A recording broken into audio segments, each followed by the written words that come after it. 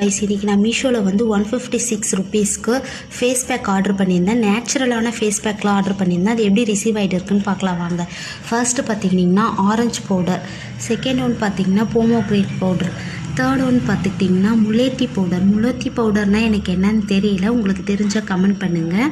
Next பார்த்திங்கன்னா potato powder பார்த்திங்கன்னா ரெண்டு ரிசீவ்ட் ஆகிருந்துச்சு. நெக்ஸ்ட் ஒன் பார்த்துக்கிட்டிங்கன்னா லெமன் பவுடர், அப்புறம் முல்தானி மெட்டி, நெக்ஸ்ட்டு நீம் பவுடர், அப்புறம் பார்த்துக்கிட்டிங்கன்னா ஆம்லா பவுடர், தென் வந்து பார்த்திங்கன்னா பீட்ரூட் பவுடர். இது எல்லாத்துலேயும் வந்து எனக்கு பிடிக்காதது எதுன்னு பார்த்துக்கிட்டிங்கன்னா பொட்டேட்டோ பவுடர்.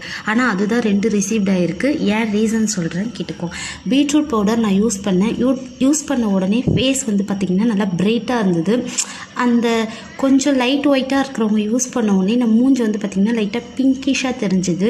அதுக்கப்புறம் பார்த்திங்கன்னா நீம் பவுடர் யூஸ் பண்ண உடனே பார்த்திங்கன்னா ஃபேஸ் வந்து நல்லா ஃப்ரெஷ்ஷாக இருந்துச்சு. பிம்பிள்ஸ் வந்து ரிமூவ் ஆகிறத நம்மளால் நல்லா பார்க்க முடியுது. பட் பொட்டேட்டோ பவுடர் பார்த்துக்கிட்டிங்கன்னா சுத்தமாக ஸ்மெல்லு யாருக்குமே பிடிக்கவே பிடிக்காது. அதை அப்ளை பண்ணும்போதே பார்த்துக்கிட்டிங்கன்னா அந்த உருளைக்கிழங்கு சிப்ஸ் நம்ம சாப்பிடுவோம் பார்த்திங்களா, அந்த மாதிரி ஸ்மெல்லில் இருந்துச்சு காய்ஸ். ஆனால் சுத்தமாக எனக்கு பிடிக்கல.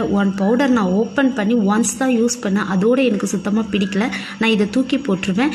நெக்ஸ்ட்டு வீடியோவில் பார்க்கலாம். Bye guys.